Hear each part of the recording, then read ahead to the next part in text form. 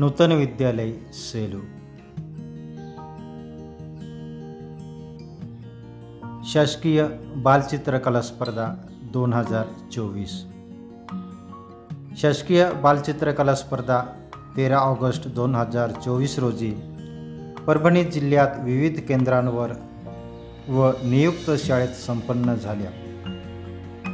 या स्पर्धेत नूतन विद्यालयाचा पार्थ चौधरी याने चौथ्या गटातून प्रथम क्रमांकाचे बक्षीस प्राप्त केले, तर तिसऱ्या गटात कुमारी सानवी शितळे हिने दुसऱ्या क्रमांकाचे बक्षीस प्राप्त केले।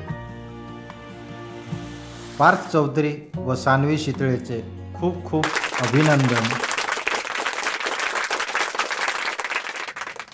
या स्पर्धकांना कला शिक्षक RD कटारे व फुलसिंग गावित यांचे मार्गदर्शन लाभले।